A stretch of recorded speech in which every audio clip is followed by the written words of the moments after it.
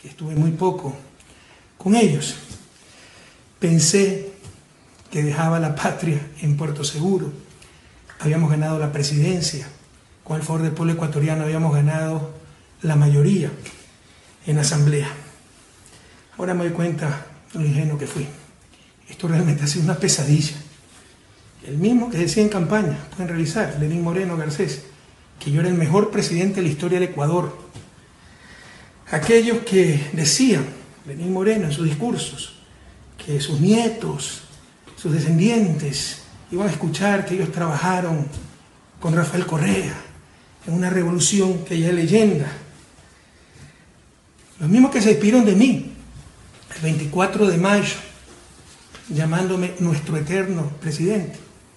Ahora dicen que soy jefe de una mafia, que he dejado quebrado el país. Ahora resulta que todo ha estado mal. Han sido tan solo lobos disfrazados de corderos. Frente a esta avalancha impresionante de infamias, ya sin equilibrio, ya no hay enlaces sabatinos, ya no hay un gobierno que diga la verdad. Escuchamos del gobierno mentiras y la prensa refuerza y es cómplice en esas mentiras. Frente a la ausencia de prensa independiente, de quien diga la verdad. Voy a retomar, cuando sea necesario, no cada sábado, los enlaces ciudadanos, esta vez con ayuda de la tecnología, por Facebook, utilizando Internet. La ventaja es que no está aquí el Masha, así que no tenemos que aguantar sus chistes agrios. Insisto, esto será cuando sea necesario, se anunciará convenientemente, con anticipación. Serán enlaces que espero no duren más allá de una hora y es para dar información. Ojalá puedan tener lápiz, papel para apuntar. Y no va a ser cada sábado, sino cuando sea necesario para aclarar tantas mentiras. En primer lugar, quiero aclarar una mentira que la han rodado años. Me encuentro en el departamento, mi departamentito en Bélgica. ¿Se acuerdan que para cada elección sacaban la foto de una mansión, un castillo? La mansión de Correa en Bélgica. Vamos a ver la mansión del jefe de la mafia. Aquí está. De la puerta, ¿la pueden ver? En la sala, un sofá cama. El comedor, me voy un poquito para atrás para que vean todo. En un solo ambiente, sala, comedor, cocina.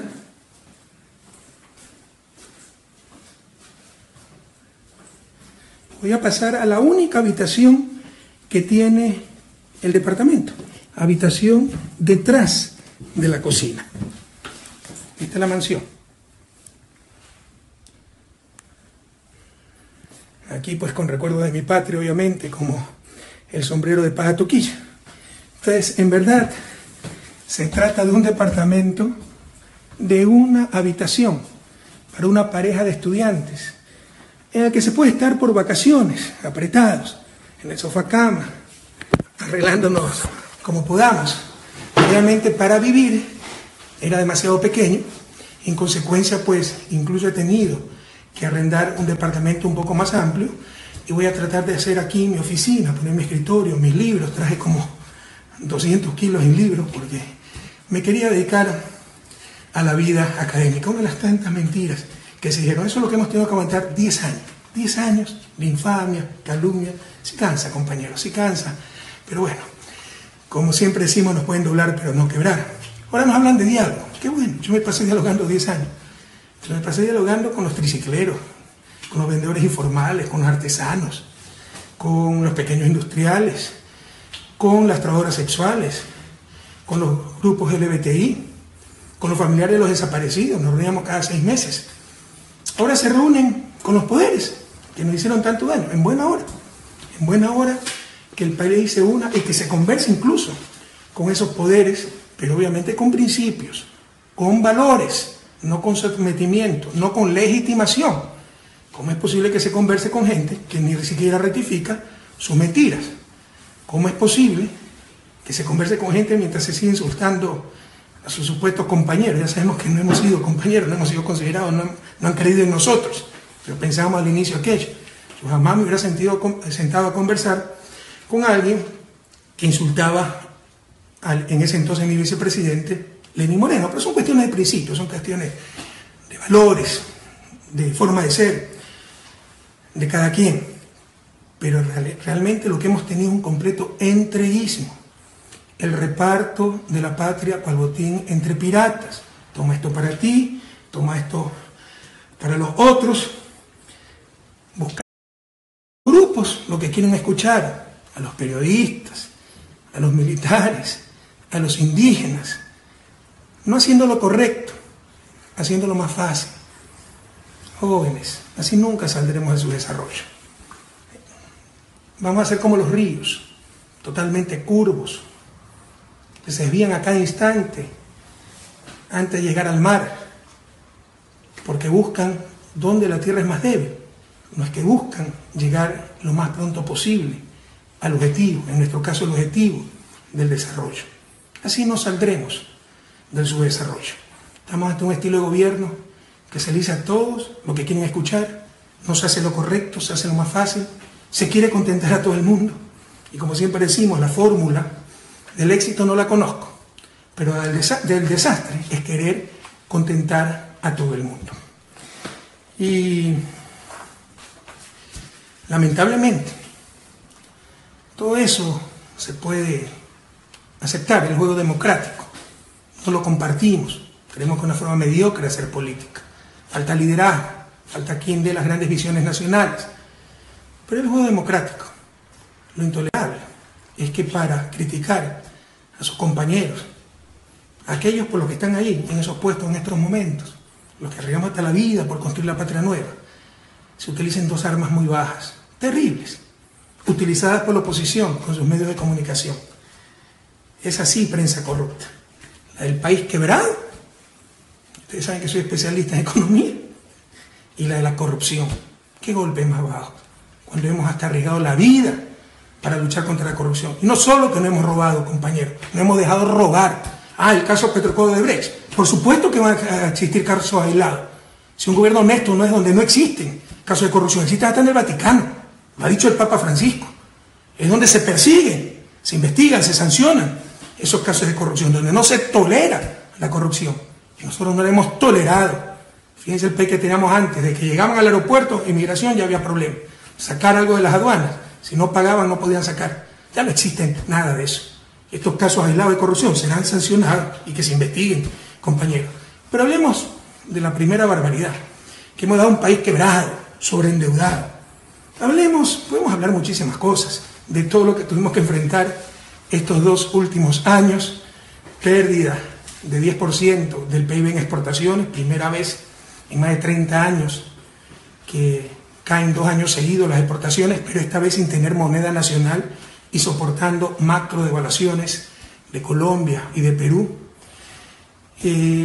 apreciación del dólar, pero además desastres naturales muy graves, invierno, activación del Cotopaxi, terremoto gravísimo, y además 1.100 millones pagados a Oxy, Chevron, por esos litigios a los que nos llevan por los tratados de protección recíproca de inversiones firmados durante los años 90. Eso lo conoce el país. Admira al mundo cómo logramos superar todos esos problemas con el menor costo posible. Ahí no se puede evitar el costo.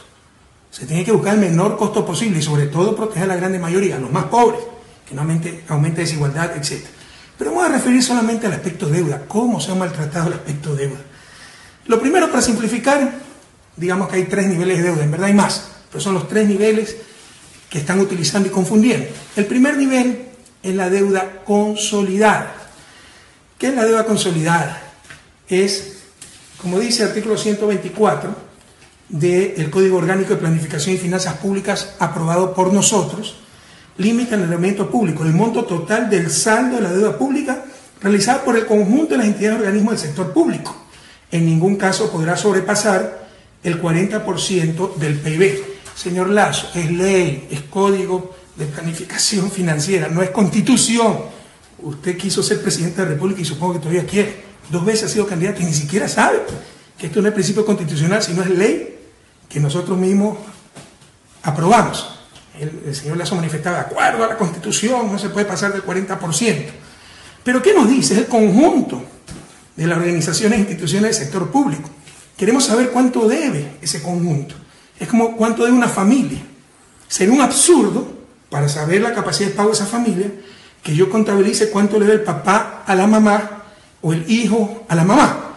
Tenemos que contabilizar cuánto le debe el papá al vecino, la mamá al banco, el hijo al compañero. Es decir, lo externo a la familia. Eso se llama deuda consolidada. Y aquí no estamos inventando nada nuevo. Está en el Manual de Finanzas Públicas del Fondo Monetario Internacional. Pero a cierta gente le gusta el Fondo Monetario de acuerdo a sus conveniencias. Y está en el reglamento del Código Orgánico de Planificación. Cómo se mide, para fines legales, ¿no?, el nivel de endeudamiento con la deuda consolidada. Es decir, se netea la deuda al interior del sector público. Pregunten a la Comisión de Presupuesto, ya se mandó el presupuesto para este año. Y ahí ponen como deuda la deuda consolidada. Pero por marketing político, el discurso es otro, ¿no?, que la deuda es 3 veces más grande. Pero, más aún, salgamos del país. Vayan a The Economist, la revista más importante de economía, que no nos quiere mucho, nos vive criticando. Vayan a su página de deuda. Esto lo voy a subir más tarde en mi Facebook. HTTP es la página más importante que conozco, más completa, más didáctica. http://www.economist.com/content/global-debt/clock. Se los voy a subir, insisto, a mi Facebook. Y ahí verán pues las mismas cifras. Y verán cómo en los 10 años de Revolución Ciudadana, ellos clasifican a los países de verde, los que tienen bajo endeudamiento, hasta rojo intenso, los que tienen mucho endeudamiento. En los 10 años de Revolución Ciudadana, Ecuador ha estado en verde. Esto debería ser suficiente para cualquier persona de recta intención, de buena fe. Pero estamos ante politiquería, no estamos en un discurso técnico y peor aún, que busque la verdad. Esa deuda consolidada, compañeros, en mayo del 2017 fue de 27.7%, mucho más abajo que el techo de 40%. Y para efecto de comparación, yo llegué como ministro de Economía y Finanzas en abril del 2005. Al 2004, a fines del 2004, esa misma deuda era 32.1%. Es decir, sin terremoto, sin desplome de exportaciones, sin ningún problema económico, la deuda era mayor en el 2004 que en el 2017. Y nadie decía nada, porque se trata de simple politiquería, compatriotas. Politiquería. ¿Cuál es el otro concepto de deuda que utilizan? La llamada deuda agregada. Ahí sí se suma lo que el papá le debe a la mamá, lo que el papá le debe al hijo. Ah, pero entonces está bien, es para ver la capacidad de pago del papá. En consecuencia, llevándolo al plano público, la capacidad de pago del gobierno. Qué pena. Porque en esta deuda agregada se suman las deudas de los gobiernos locales. Es decir, la deuda del municipio de Quito para construir el metro de Quito por centenas de millones de dólares. Es decir, la deuda del municipio de Guayaquil para poner alcantarillado sanitario, un crédito con el Banco Mundial, no recuerdo cuánto era, pero decenas de millones de dólares. Todo eso se suma en la deuda agregada. No hay por dónde, no hay por dónde. Lo que quiere decir es que queremos saber cuánto debe el gobierno. Aquí están sumando lo que deben los gobiernos locales. Además, se incluyen cerca de 7.000 millones del gobierno, de deuda del gobierno al IES. Ahí está el gobierno por no pagarle al IES. Esa deuda, ¿saben cómo se engendró? Eran los 1.000 millones anuales que teníamos que pagar innecesariamente por un 40% de subsidio a las pensiones jubilares, pese a que el IES tenía excedentes de liquidez. Era un absurdo total económico ese subsidio. Yo lo suspendí, por eso me dijeron enemigo del IES. No entienden que todas las cosas salen del mismo sitio, de los recursos del pueblo ecuatoriano. En todo caso, en 2004, cuando yo llegué como ministro de Finanzas, abril de 2005, sin obras, sin servicios públicos, con carreteras destruidas, sin hidroeléctricas, sin multipropósitos, sin desastres naturales, con sueldos de miseria de la policía, los maestros, los soldados, los médicos. En el 2004, esa deuda agregada era 39.8%. Ahora es 41%. Pese a todo lo que nos ha pasado.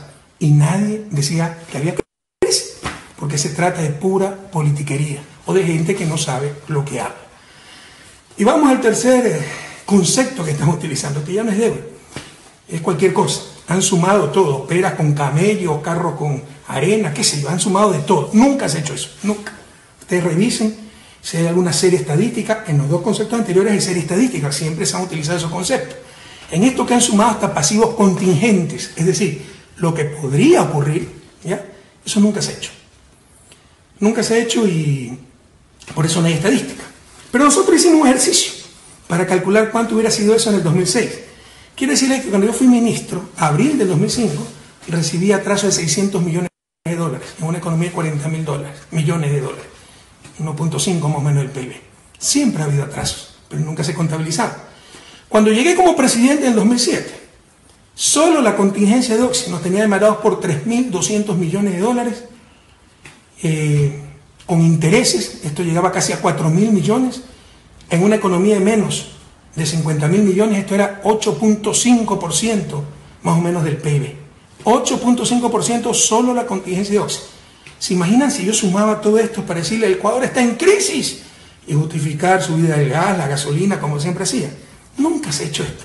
Por primera vez quieren sumar todo, torturar los números hasta que confiesen lo que ellos quieren escuchar.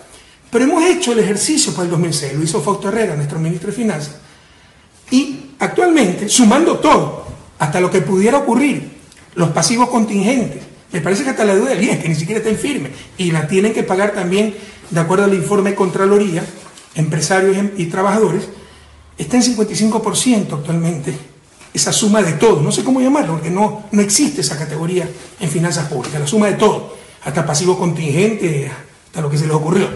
Bueno, en el 2006, si sumábamos todo eso, hubiera sido 65% del PIB. Y a nadie se le ocurría decir que la situación era crítica. Puro show, puro marketing político, para justificar medidas, paquetazos, justificar mediocridad y para dañar a la gente que 10 años sacó adelante este país en las más extremas condiciones los 2 últimos años. Pero ni así le dan la cifra. Ustedes vengan a Europa y hablen de un total de deuda PIB del 55%, y con todo respeto se les mata de la risa, porque aquí estamos en Bélgica, ¿no? Tiene 105% de deuda pública PIB. Medida de la otra forma, no de esta forma. Holanda, Alemania tienen más del 60%, ni así le dan las cifras. Y nos ponen una serie de trampas, la trampa de valores absolutos.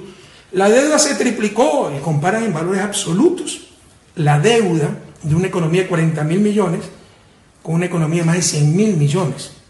Con el gobierno de Revolución Ciudadana, la economía más que se duplicó en tamaño. Jóvenes, más que se duplicó en tamaño. Es un absurdo económico comparar en valores absolutos cuando la economía tiene una realidad totalmente distinta.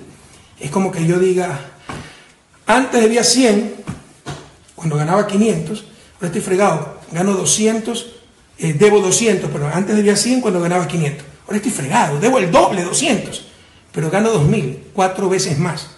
Por supuesto que estoy mejor. En el primer caso, $100 de $500 es 20%. En el segundo caso, $200 de $2.000 es el 10%. Eso es lo obvio. Por eso se mide en relación al tamaño de la economía. En mi ejemplo, en relación al tamaño del ingreso. Pero midiendo en valores absolutos, esa persona, en mi ejemplo, duplicó su deuda. Son absurdos que no hace ni un joven de primer año de economía. ¿Qué dice el equipo económico ante tanto disparate? ¿Qué dice la academia? ¿Dónde está la universidad? ¿Dónde están los departamentos de economía serios? No esos ideológicos que lo que hacen es religión más que ciencia. Además, compañeros, se conocían las cifras. Todo se le dio al nuevo equipo. Por primera vez en la historia se hizo un proceso de transición y nos sacan como gran descubrimiento el sumar peras y camellos. Pero no solo aquello. ¿Cómo no van a conocer las cifras si está el mismo equipo económico? El mismo equipo económico, cambió el ministro. El nuevo ministro era asesor del Banco Central. El resto es prácticamente el mismo equipo. ¿Cómo no van a conocer las cifras? Pero nos las presentaron como un descubrimiento para decirle que no había mesa servida y que la situación era crítica. Puro show político para justificar probablemente paquetazo, ya veremos más adelante, o mediocridad, compañeros. Y ahora, ¿con qué ingratitud, con qué deslealtad llaman a esto el gasto irresponsable? Gasto irresponsable. La misión Manuel Espejo, para la que di 90 millones de dólares, fue gasto irresponsable. La delegación de Lenín Moreno en Ginebra durante 4 años, representando a los discapacitados, fue gasto irresponsable. Que nos digan, pero seriamente, sin tonterías, ¿dónde está ese gasto irresponsable? Irresponsable. Era no hacer hidroeléctricas, pues, por lo cual perdíamos miles de millones anuales. Irresponsable era no hacer multipropósitos, y nuestros campesinos perdían sus cosechas, centenas de millones, que no se registraban en ningún lado. Era tan solo arruinar la vida de la gente. Irresponsable era no tener carreteras, no tener escuelas decentes, no tener subcentros de salud, no tener hospitales. No me hablen de responsabilidad. Responsables fueron los que nunca hicieron nada por este país. ¿Cuál es la verdad, queridos jóvenes, compatriotas? ¿Cuál es la verdad? No saben cómo financiar sus demagógicas ofertas de campaña. No saben cómo financiar sus demagógicas ofertas de campaña. Una de ellas, 325.000 casas. Y dicen que 60% va a ser totalmente gratis. Porque por último uno podría pensar que las venden, recuperan el dinero y vuelven a trabajar con ese dinero. En realidad eso es imposible, porque una casa se paga en el largo plazo. Necesitan un flujo muy grande. Pero además han dicho que el 60% de esas casas serán gratis. Volvimos a la política del mercadillo, del mercado, de la ganga, de las ofertas a diestra y siniestra, sin responsabilidad, sin decir cómo se van a financiar esas ofertas de campaña. 325.000 casas en el periodo de gobierno significan, hagan las cuentas, 81.250 casas por año. 81.250 casas por año. Es decir, 223 casas diarias. ¿Saben cuántas casas deberían tener hechas? Y si quieren ser más exquisitos, casi 10 casas por hora. Pero más allá de eso, asumiendo que esas casas para clases populares, ¿no?, vivienda social se llama, cuesten $15.000, que no cuestan por lo menos 20.000. La construcción, el terreno con servicios, a no ser que quieran poner casas en terreno sin servicio, lo cual sería una irresponsabilidad. Pero asumiendo piadosamente que cuesten $15.000 por año para construir 81.250 viviendas, van a necesitar 1.218,75 millones de dólares. 1.218,75 millones de dólares por año, solo para las viviendas, sin contar la demagógica oferta de duplicación de los bonos. ¿De dónde van a sacar esa plata? Como saben que no la van a poder sacar, como saben que en el presupuesto no han incluido las viviendas ni la duplicación del bono, ya está la proforma presupuestaria. Pregúntenle al presidente de la comisión si han incluido las ofertas de campaña. No están, porque no tenían financiamiento. Ahora tratan de justificar su demagogia, diciendo que entonces que todo estaba mal y por eso no van a poder cumplir las ofertas, o justificando para darnos un paquetazo y ahí tratar de hacer algunas casas. No nos dejemos engañar, esa es la verdad. Han hecho ofertas absolutamente demagógicas sin financiamiento. Y ahora nos dicen que la van a financiar con la venta del avión presidencial. Qué insulto a nuestra inteligencia. Y qué incomprensión del mundo moderno. No entender que un avión ejecutivo, en este caso para 13 pasajeros, es un instrumento de trabajo. Les hago una propuesta, compañeros y jóvenes, y las vamos a concretar en el futuro. Vamos a ver si las ponemos en el blog Economía en Bicicleta. También hemos hecho un instituto de pensamiento político y económico, el del Faro, para generar este pensamiento, para buscar transparencia en la política. Les propongo un observatorio ciudadano, para vigilar, pues, que se hagan las 223 casas por día que han ofrecido. 223 casas por día. Saquemos cuenta. Ya sí entregaron algunas casas en Manabí. Esas fueron hechas por nosotros, por la reconstrucción del terremoto. Incluso reciben ayuda de todo el mundo y así van a poder. En Guayaquil también tiene un programa que iba a construir Nebot, ya le pasó las casas, el costo de las casas al gobierno. Pero ni aún así van a poder cumplir con esto. Dijeron que lo iban a financiar vendiendo los bienes inmobiliarios, que iban a obtener 307 millones. Ya se vendieron los bienes inmobiliarios. Sacamos unos 80 millones, el resto de bienes no eran comerciales. No sé si van a obtener más bienes de alguna empresa pública privatizando. En todo caso, saquemos cuenta. Vamos, cada día viendo cuánto venden. Les insisto, tienen que construir 223 casas por día. Tienen que vender 307 millones de bienes. Todo eso nos han dicho. Dijeron que iba a vender los carros de lujo. La presidencia no tenía carros de lujo. Y hasta donde recuerdo, el único carro de lujo que había era en la vicepresidencia, cuando Lenín Moreno era vicepresidente. Por ahí creo que Cancillería tiene 2 carros bastante seguros y cómodos cuando vienen mandatarios extranjeros. Pero en la presidencia no había carros de lujo, eso fue prohibido por mí hace tiempo. Veamos cuántos carros de lujo venden y cuánto obtienen por eso. Veamos cuántos carros de lujo había y cuánto obtienen por eso. Es puro show.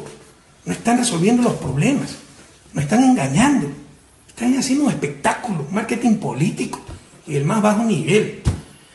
Y otra propuesta, compañeros. Primero, observatorio ciudadano. Les insisto, observar 223 casas por día. Perdónenme, cafecito, pese a que ofrecí dejarles el café. El café latinoamericano, además. 223 casas por día. Segundo, 307 millones en bienes de inmobiliaria. Tercero, venta de carros de lujo. Veamos cuántos eran y cuántos se obtienen. Y si con eso se va a financiar las 81.250 viviendas por año. Pero también otra propuesta. Ya hay iniciativas de este a nivel mundial. Por ejemplo, en Estados Unidos. Es el fact-checking. Revisión de los hechos, de los datos. Porque hay que elevar el nivel de política. La mentira también es una forma de corrupción, es de deshonestidad. Y se miente, se dice cualquier barbaridad en Ecuador. Por ejemplo, ¿no?, que la deuda es 55% del PIB, sumando, insisto, camellos más peras, más computadoras, qué sé yo, ¿no? Entonces, hagamos, verifiquemos los datos. Un ejemplo concreto, deuda. También le vamos a mandar en los próximos días el sitio donde vamos a hacer este fact-checking. Comprobación de hecho. Cosa que dice un ministro, cosa que dice el presidente, cosa que dice el gobierno, cualquier político, lo verificamos y decimos falso, verdadero, incompleto, impreciso, verdad a medias. Y se explica qué es lo que ha pasado. Porque ya basta de hablar cualquier cosa. Y aquí hay una complicidad terrible de los medios de comunicación.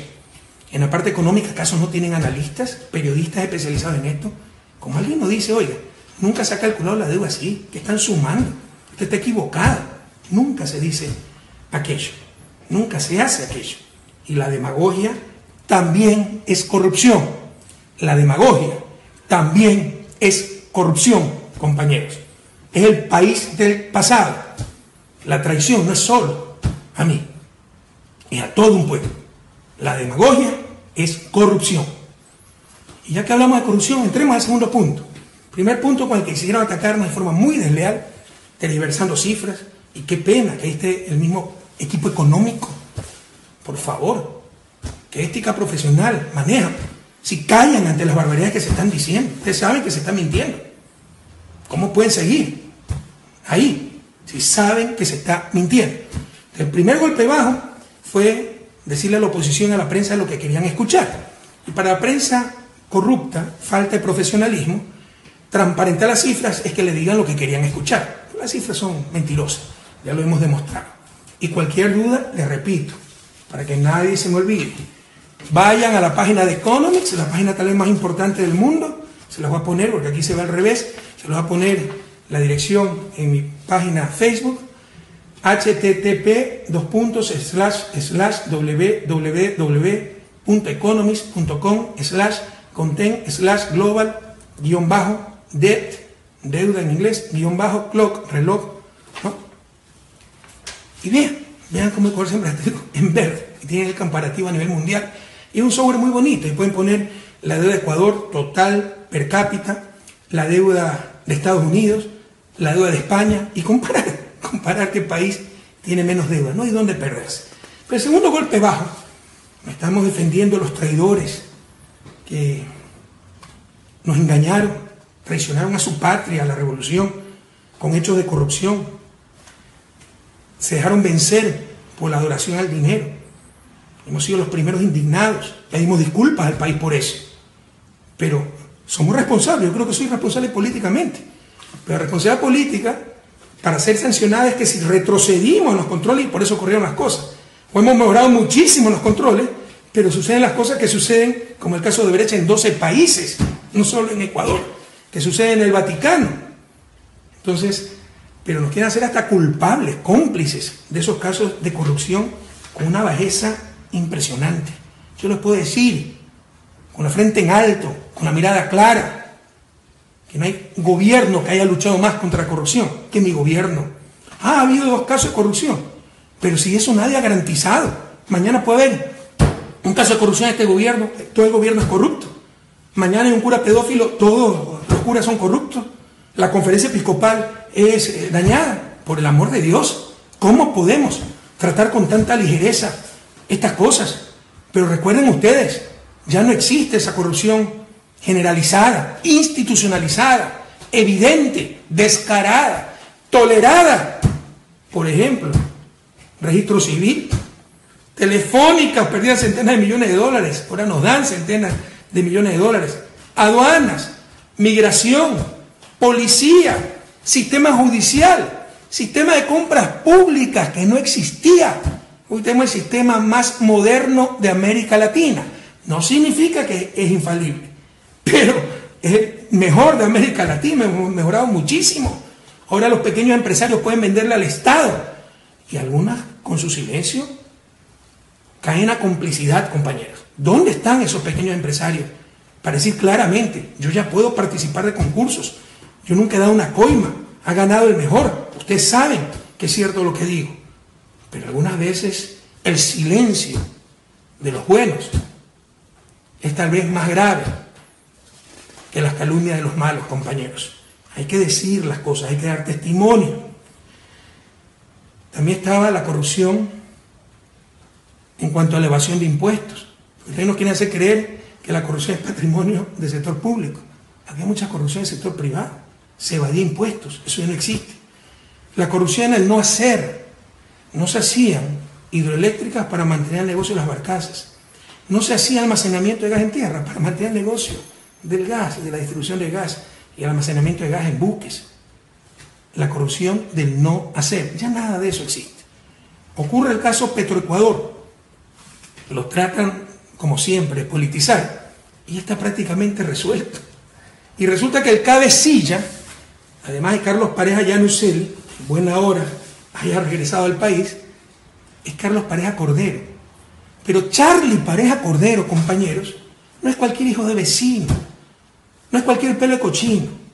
Fue el secretario privado del presidente León Férez Cordero en el gobierno social cristiano. Fue jefe de campaña de Jaime Nebot en su candidatura presidencial. Era un altísimo, no solo alto, altísimo dirigente social cristiano.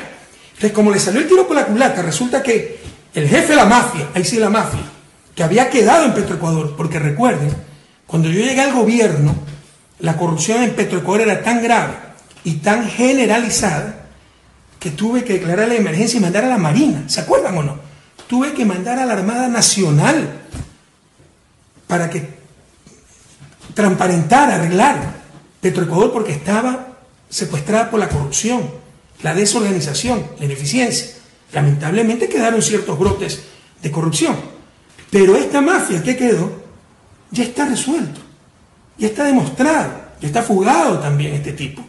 Era manejado por Carlos Pareja Cordero, altísimo dirigente, no de Alianza País, social cristiano, y por eso ya dejó de hablar la prensa de este caso, y ahora tal vez lo va a retomar porque regresa Carlos Pareja Llanucel. Qué bueno que regrese, que dé la cara a la justicia. Pero recuerden lo que intentó hacer en la campaña, hablar mal del vicepresidente para hacernos perder las elecciones sin prueba alguna. Ahora que ven que probablemente es la oposición la que ganó de todas formas las elecciones, ahí lo traen de regreso y es que se haya dado un acuerdo. O digamos, no hay acuerdo, dicen, que se ha querido entregar solito. Ya estoy viejo para creer en esas cosas, ojalá me equivoque, pero preparémonos para un nuevo show. las cosas que diga este corrupto, tiene que probarlas, y si quiere, que con un polígrafo, ahora sí de verdad, no haciendo show, sino con un polígrafo de verdad, responda a la pregunta si Jorge Glass Espinel, vicepresidente de la República, conocía de las coimas que ellos estaban recibiendo.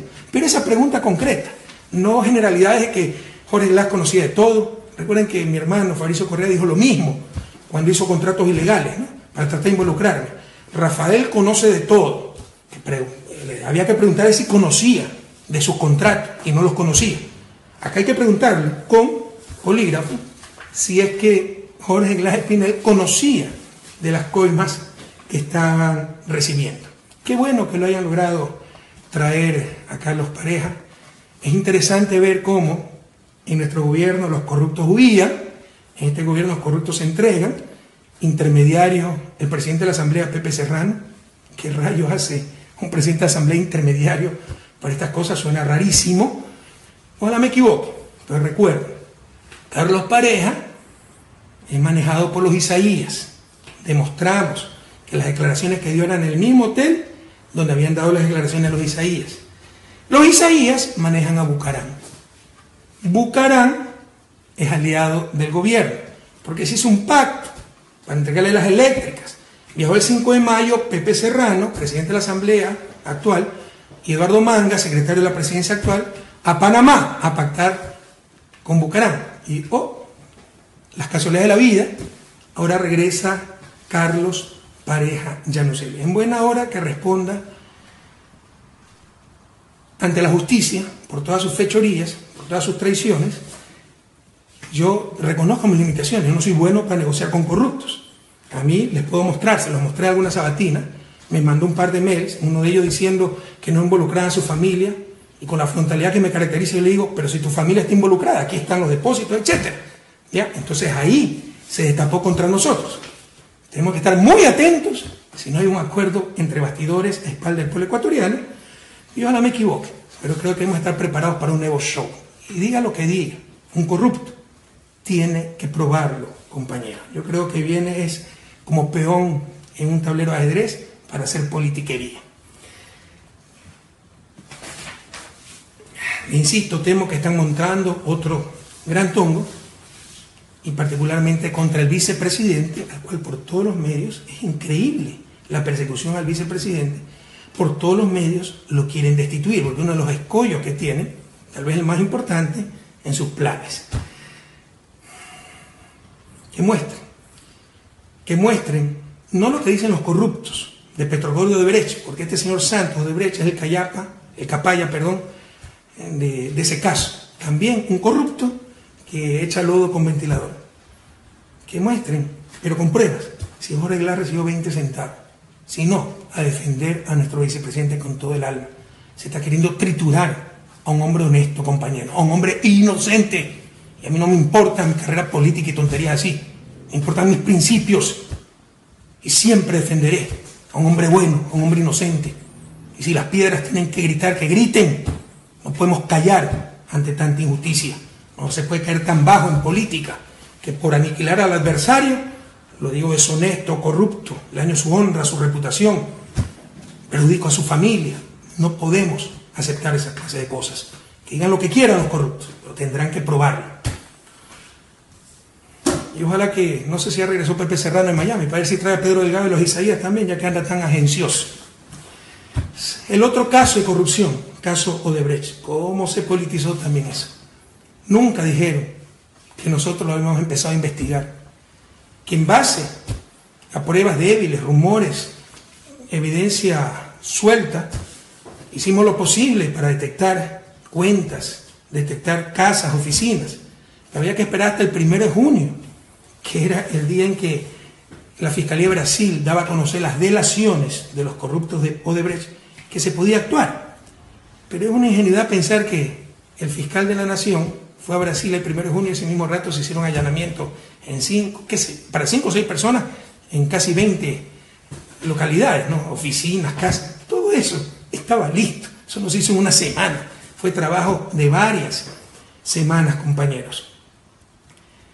Ocurrió en 12 países este caso, pero solo aquí llamaron hasta la ONU. ¿Se acuerdan que llamaron a la ONU? Puro show. ¿Dónde está esa comisión de la ONU?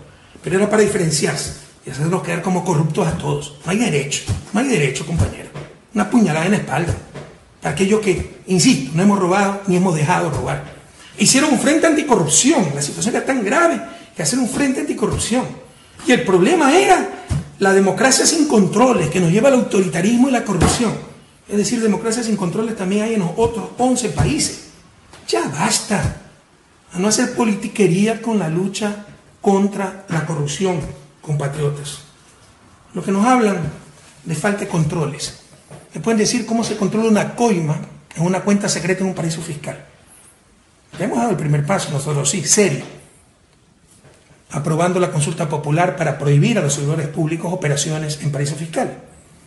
Pero ¿cómo ustedes evitan una coima en una cuenta secreta en un paraíso fiscal? ¿Qué clase de controles necesitan? ¿Un parapsicólogo? Basta, se dice falta de controles, que nos digan que falta de control. No, es que hubo contratos a dedo, pero sí también ha habido irregularidades en contratos por concursos, y concursos vigilados, por ejemplo, por el Banco de Desarrollo del Brasil, que era el que financiaba. Y lo que hacía Odebrecht era sobornar a un funcionario a nivel medio para que ponga 20 años de experiencia como requisito y solo lo tenía Odebrecht, y como los otros iban a reclamar, lo que hacía era darle plata a los otros, corrupción entre privados, corrupción privada también. Entonces no es cierto que es porque se han dado los contratos a dedo. Ha habido coimas en contratos a dedo, pero también en contratos con concursos. No nos engañemos, compañeros. Y estas cosas pueden pasar, más aún con el nivel de inversión que nosotros hemos tenido. Pero lo importante es que si se detectan, hay que sancionarlas con todo el rigor. Es lo mismo, es la misma táctica, ¿no? En el caso de Brecht, se ocurrió en 12 países, pero aquí es donde todo ha sido corrupto, donde el problema es que no ha habido democracia, o no ha habido controles, ha habido autoritarismo, corrupción. Es lo mismo que la recesión que sufrimos. Fue una recesión en toda América Latina. Lean, por favor. En toda América Latina. ¿No? Y me salió un mensajito aquí, es el problema de la tecnología. Pero es aquí que es fruto de las malas políticas económicas. Y así se burlan de nuestra buena fe, se burlan de nosotros. Puro show, haciendo la lucha contra la corrupción un instrumento de politiquería. Pedimos disculpas, le insisto, al pueblo ecuatoriano por estos casos, donde no se tiene que generalizar, pero se tiene que investigar absolutamente todo. Caso que ha estado pasando al menos en 1987, con el trasvase Chongón-San Vicente, gobierno social cristiano. Salió una lista previa, ya de eso no habla la prensa. Pero si algo demuestra el caso Odebrecht, es hasta dónde puede llegar una empresa privada corrupta y corruptora. No nos engañemos, no puede haber corrupción en el sector público sin corrupción en el sector privado. Y tratan en todo esto de involucrar al vicepresidente, ese es su objetivo. Nos dicen que es el más grande caso de corrupción de la historia. No lo sé, lo dudo. Pero sin duda es una de las más grandes infamias de la historia. Odebrecht es un tipo inocente, honrado, heroico, todo lo que ha tenido que aguantar. Y honrado de verdad. No solo que no roba, no deja robar, por eso lo odiaban tanto, entre ellos Odebrecht, a quien expulsó de su oficina. Pero se está utilizando también este caso políticamente. Sepan ustedes, tal vez no conocen esto, nosotros investigamos. Yo vi los audios, o escuché los audios, vi el video. Era evidente cómo trataban de involucrar al vicepresidente. Sepan ustedes que las delaciones se hicieron a principios del 2016. Después, me parece que en junio o julio, regresa este delator, Santos, me parece que es Santos, el corrupto, que trabajaba aquí, para grabar al contralor, al tío vicepresidente, al propio vicepresidente, y en todas esas grabaciones trata de involucrarlo, sin jamás lograr su objetivo. Incluso cuando está en la oficina de Jorge, para pedir que le paguen una factura atrasada, etc. Él mete el tema de campaña para hacerlo caer al vicepresidente, ver si tiene una contribución de campaña. No logra absolutamente nada. Se trata solamente de una persecución brutal. Empezaron con Petroecuador, se les derrumbó Odebrecht, sacaron Caminosca, ahora el Pozo Singue. Cuando se supere todo eso, verán que sacan otros pozos y cualquier cosa, porque además tienen cooptada a la Contraloría General del Estado. Los informes son a pedido. Cualquier contradictor, asambleísta, alcalde, exministro, etcétera, enseguida le cae un informe de Contraloría. Están utilizando a la Contraloría como instrumento de persecución. Vamos a defender a Jorge Glass. Sepan ustedes que Lenín lo defendí hasta hace una semana, en privado. Todos sabemos que el compañero Jorge Glass es un hombre íntegro, honrado, hay que defenderlo, pero nunca lo dijo en público. Esa gente que no salta si no tiene paracaídas, compañeros, todo está calculado ahí. Y estamos viviendo una descomposición de la República. Se han apoderado de la Contraloría. Verán cómo quieren evitar el concurso para el nuevo Contralor, haciéndole juicio político al Consejo de Participación, que es el que tiene que organizar el concurso, etc. Asambleístas críticos le ha caído auditorías. La auditoría de la deuda, que ya fue auditada hasta el 2015, pero habló el presidente de deuda, atacarnos con la deuda, y Contraloría, vamos a hacer una nueva auditoría de la deuda. Las auditorías al propio vicepresidente, no saben qué más sacar, son a pedido las auditorías, a pedido en función de intereses políticos. Y se trata también de deslegitimar al Estado, ¿verdad? La sociedad civil, los buenos, luchando contra el Estado, el malo, el corrupto. Compañeros, el Estado es la representación de la sociedad. Quienes conforman el Estado son representantes, miembros de la sociedad, no nos engañemos. La corrupción es una pandemia que la hemos enfrentado, la hemos derrotado en gran medida. No se la ha podido desterrar, como en ninguna parte del mundo. Pero no nos engañemos. Todos debemos luchar contra la corrupción. Y la corrupción también está en el sector privado. No es sociedad civil versus Estado corrupto. Son trampas para deslegitimar lo político, deslegitimar al Estado. Y jóvenes, no caigan en esa trampa. Tengan fe, que hay gente honesta, como ustedes. Las manos están limpias y sin sangre. Por ahí escuché que una supuesta Comisión Anticorrupción me quiere hacer un juicio de lesa humanidad por asesinato. ¿Qué cucaracha habré Pizarro? Porque no me acuerdo de otro asesinato que haya cometido. Que una cucaracha, un mosquito. Son cosas increíbles. Ya no saben qué decir. Ya están realmente encantinfladas. Todos mis regalos, compañeros, todos. De la pluma que recibí, hasta espadas de oro, joyas, relojes. Y los de Jorge Glass están en Carondelet. En el museo, ustedes lo pueden ver, y muchos otros en reserva porque no hay espacio para mostrar todo. ¿Dónde están los regalos que recibió Lenín Moreno como vicepresidente? ¿Dónde están? Quien es fiel en lo poco es fiel en lo mucho.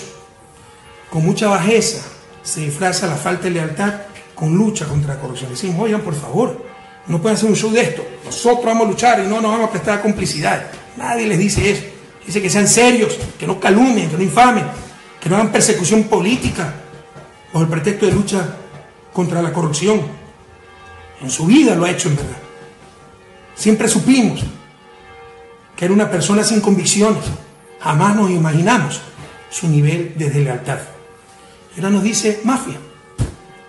Esta es una idea de fuerza, queridos jóvenes, queridos compatriotas. 6 años Lenín Moreno fue mi vicepresidente. Y 4 años estuvo como delegado en Ginebra. Nos reunimos varias veces aquí y allá.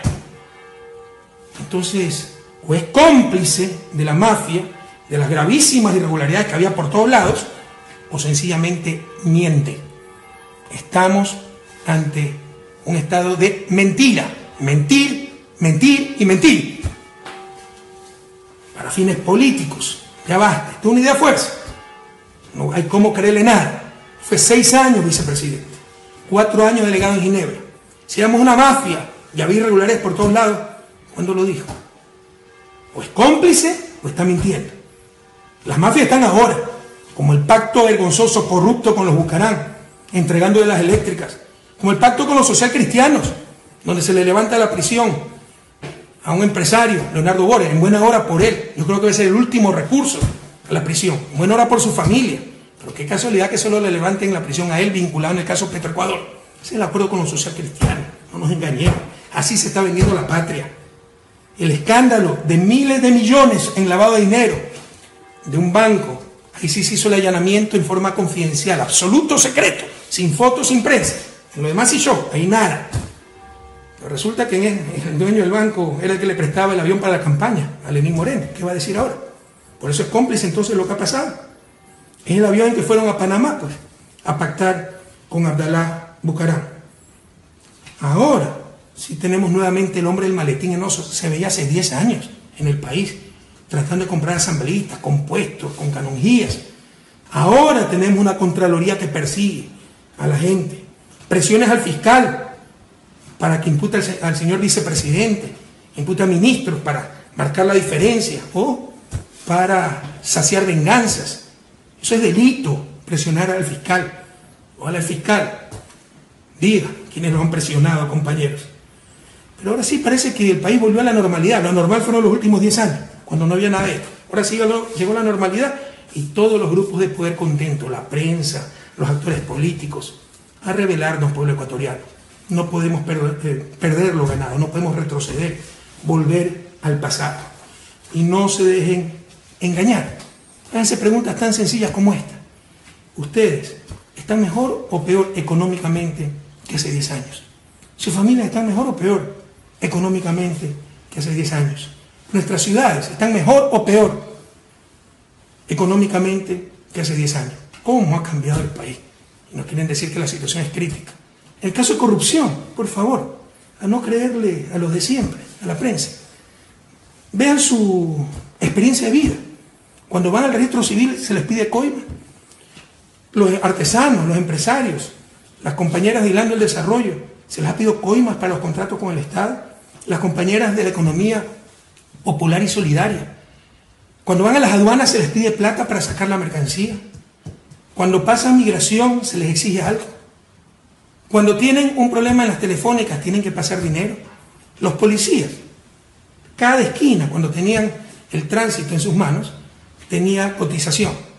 Eso ha disminuido grandemente. Revisen su vida cotidiana. Es que ustedes ven corrupción generalizada, como era hace 10 años, a no caer en la trampa de los verdaderamente corruptos, de los que se hacían de la vista gorda, de los que creen que ser honesto, honrado, es no robar. Y hasta de eso dudo. Pero ser honrado, sobre todo cuando se tiene responsabilidad política, es no dejar robar y jugarse la vida por eso. Y aquello es lo que hemos hecho, compañeros. ¿Alguno de ustedes ha sido víctima de corrupción? Y si ha sido víctima es igual que hace 10 años, porque hay residuos de corrupción y hay que erradicarlo totalmente. Pero es igual que hace 10 años. El gran Bolívar, queridos jóvenes, nos decía: no nos dominarán por la fuerza, sino por la ignorancia. No se engañen, la consigna: se han unido resentidos de Alianza País con los odiadores de siempre. Gente, lobos disfrazados de ovejas, que me odiaban. Este mono colado que hace aquí, yo debí ser el presidente de la República, yo soy de la izquierda pura, que siempre trabaja. Este mono arribista, ¿qué hace aquí? Peor, mira lo bravo que es, y mira que me dañó la gallada, y mira que no me hace caso. Se unieron los resentidos, lobos disfrazados de cordero, con los odiadores, y su consigna es destruir a Correa, y todo lo que vuela a Correa. Buscarán cambiar la mayoría en la asamblea, por eso el hombre del maletín. Gracias a Dios nuestros asambleístas han mostrado una dignidad impresionante, una consistencia ideológica, una madurez democrática increíble. Felicitaciones, un abrazo a nuestro bloque de asambleístas. Primer objetivo, inmediato, destituir al vicepresidente. Es un escollo, es una piedra en el camino de lo que buscan, ¿no? Apoderarse de la patria y destruir, insisto, todo lo que vuela a Correa. Su segundo objetivo: derogar leyes claves, incluso con consultas populares, pero con la cancha totalmente inclinada, donde la prensa está descaradamente a favor de ellos. Y el objetivo final: inhabilitarme para otra candidatura. Así sea inconstitucional, porque significaría regresión de derechos. Lo mismo que le están haciendo a Lula. Como tienen terror de que Lula sea candidato porque saben que les gana, ya le han puesto 6 juicios penales a Lula. Así es la persecución de los líderes progresistas, a los líderes progresistas en América Latina. Por mí no se preocupen. Nunca he buscado algo para mí. De hecho, insisto, yo quería retirarme totalmente de la política. Que vengan nuevos cuadros. Confié totalmente en Lenín Moreno. Por mí no se preocupen. Pero a proteger la revolución. No se engañen. La revolución se detuvo el 24 de mayo. Tenemos que ir a la resistencia. ¿Cómo hemos retrocedido en estos 2 meses? Ahora tenemos una crisis política, pelea entre presidente y vicepresidente, cosas que no veíamos hace 10 años, que creíamos ya superadas, que tanto daño le hicieron al país. Hemos vuelto a ver los pactos con la partidocracia, la corrupción institucionalizada, tolerada. No se le da una empresa importantísima a las mayores mafias políticas para que ganen en eficiencia, para servir mejor a la ciudadanía. Todos sabemos para qué se entregan esas empresas. Ha vuelto la corrupción institucionalizada, la persecución del organismo de control, la demagogia, que también es corrupción, las mentiras por doquier. Compatriotas, no nos pudieron vencer en las urnas, nos quieren vencer con el caballo de Troya. A no desanimarse, a no perder la esperanza. Son tiempos difíciles, pero debemos estar presentes.